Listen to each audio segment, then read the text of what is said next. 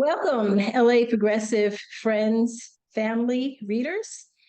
Dick and I are again joined by Bill Blum, who has been meeting with us regularly to update us on a variety of different topics, but most often on something that he's written about. And his most recent piece in the LA Progressive talks about Donald Trump destroying American democracy. Hi, Bill. Hi, how are you? We're good. We're good. So why don't you just give everybody a brief bio and let's dig right into this article. I'm a retired judge and an attorney, a professor at USC, sometimes lecture at UCLA, and I write on the intersection of law and politics for a variety of publications, including the LA Progressive. And my most recent article concerned a propaganda technique that Donald Trump uses regularly. And it was what prompted me to write the article was his rally on December 2nd in Cedar Rapids, Iowa, in which he accused Joe Biden, rather than himself, as being the great destroyer of American democracy, and said that Biden and his allies will break any law, any norm, and they think that they can get away with doing anything. This coming from a man who's facing 91 felony charges and, of course, has a reputation for lying that's longer than a country mile. So I got to thinking about this comment that he made, these remarks, and I was wondering, is this just another form of Donald Trump engaging in what psychologists call projection, which is attributing your own thoughts, your own misdeeds and failures to other people? Is it just a schoolyard tactic of bullying, or is there something more sophisticated, deliberate, and calculating behind it? And lo and behold, and this is something I had not known before, this is a propaganda technique that political scientists and historians of authoritarianism and fascism call accusation in a mirror or mirror image propaganda. And that is, as the term has become defined over the decades, to accuse your opponent of exactly what you are planning to do. So when Donald says it's Biden and the Democrats who are out to destroy democracy, we know that what he really is doing is covering up his own plans to destroy democracy. And there's this rich literature on mirror image propaganda that I discovered. And the literature tells you that the mirror image propaganda goes hand in hand with the other requisite technique of dehumanization. So you have to dehumanize your opponent, and you see Donald Trump doing that in a variety of ways. From the time he came down the escalator at Trump Tower in Manhattan, saying that immigrants were rapists and drug dealers, to identifying with the neo-Nazis in Charlottesville and so many other instances. So the accusation in a mirror goes hand in hand with dehumanization. Dehumanization tells people, according to these experts, that the other side is out to get you, that they're not worthy of being considered as people, so when you harm them, you're really not committing a crime. And then mirror image propaganda enables you to do whatever is necessary. So as to the Nazi Party, dehumanization justified murdering the Jews.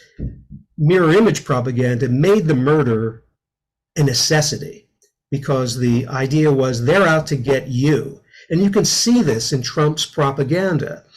The immigrants are out to take your jobs, to remake the culture. And it's not just the immigrants, it's minorities, it's people who live in cities, urban dwellers who believe in multicultural democracy.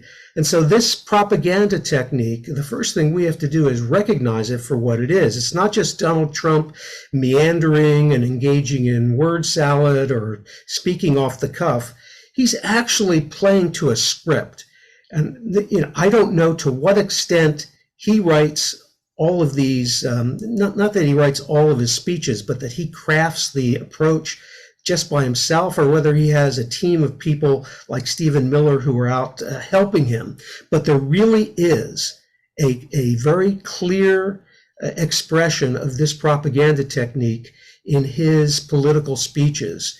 So, as part of my project of warning people of what we face as a danger as we come up to the November 2024 elections, I thought that this propaganda technique was something that ought to be called to everyone's attention so they can see it for what it really is. And that was the inspiration for this last column.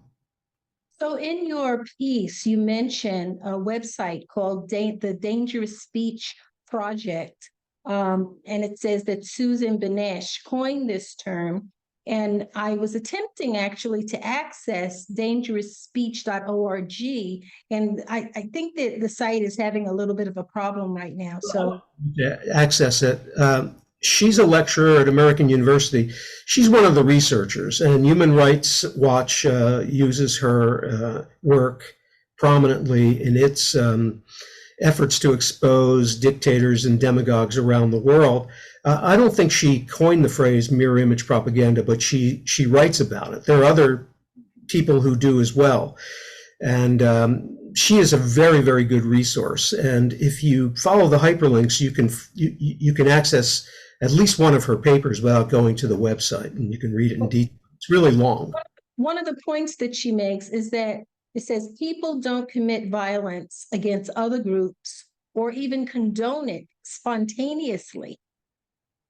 First, they must, and then she goes on to talk about this is a continuum.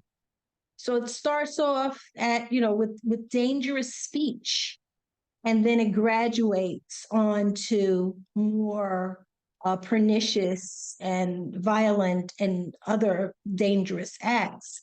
And it sounds to me like what's happening with Trump is he's setting the stage. That's undoubtedly true. Donald has been doing this since 2015, and he's been doing it very successfully. He's taken an entire political party along with him, and that political party no longer believes in parliamentary or procedural democracy anymore. That party believes in a leader who is dedicated to transforming the United States along racial and economic lines. And it is absolutely true. This begins with speech and conditioning people. And we've been hearing it now for at least 8 years. So it's, again, high time that we understand what's going on, that we identify it for what it is, so that we are better able to resist it and respond to it. Yeah, so I must say I was under the misapprehension that Trump just said things and got a rise out of people, and then he kept saying them. Like he said, they're not sending their best people; they're sending rapists and murderers, which he said from the very beginning.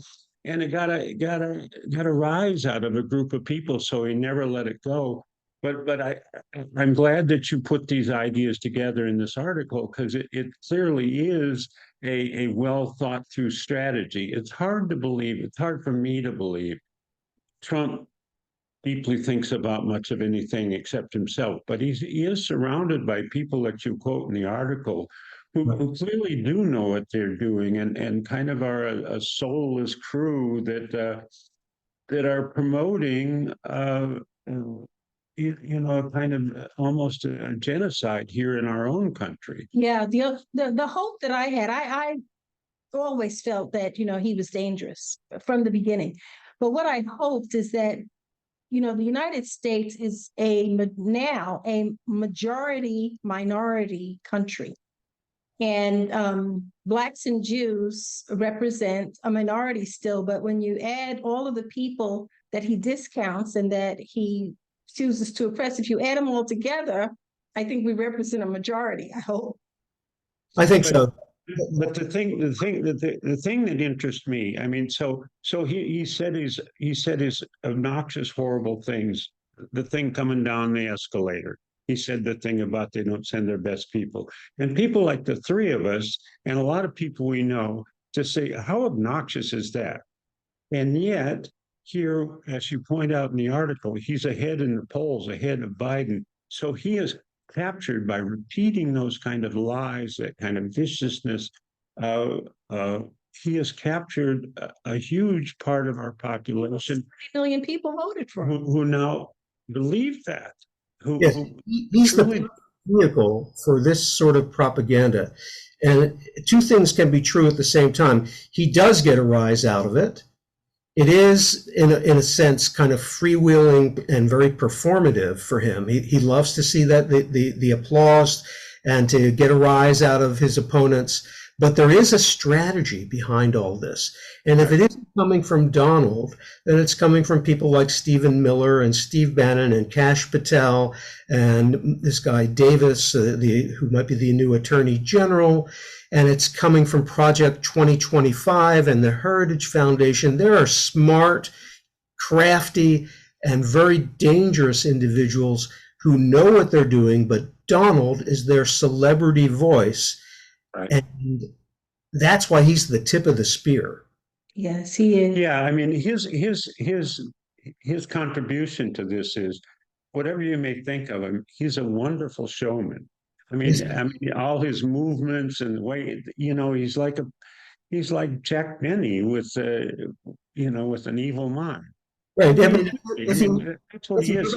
I must say, he's fun to watch. As much as I detest him, he's pretty interesting to watch. you go back and you watch the speeches of Silvio Berlusconi. He was a performer too, a real demagogue. I wouldn't say that he was quite the fascist that Donald Trump seems that he is today. I could be wrong there. And if you look at footage of Mussolini, what a performer. Right. You had people laughing. And Donald does that too. So Donald is a master showman. I think he's a very fine propagandist. He's not a deep thinker, but he doesn't have to be a deep thinker because he has a bench doing the thinking for him. Yes, yes. Well, thank you, Bill Blum, for. No, I have one more Oh, question. okay, So we know that, and it's been drilled into us that this dangerous trend is happening. And despite all the lawyers in Washington, D.C. and in Florida and New York, we don't seem to be able to stop this train. Is there any way that we can reverse what's going on? Well, I think we can.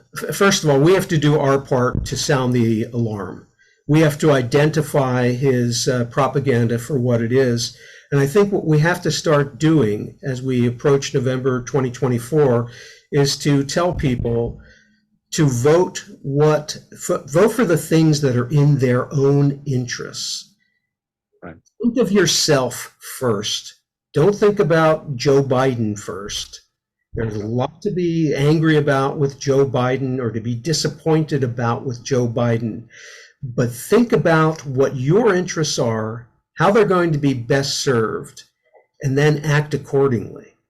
And I think we need to explain to people, what are your best interests when it comes to things like abortion, birth control, climate change, union rights, civil rights? They don't lie with allowing Trump to be elected. That's right. That's right. Well, thank you, Bill, for joining us again. We really appreciate the way that you make complex matters very clear and easy to understand. And we look forward to continuing to publish your work and doing more of these really informative interviews. Always Thank you. be with you. Thanks a lot. Righty. Have a good day. You too. Bye-bye.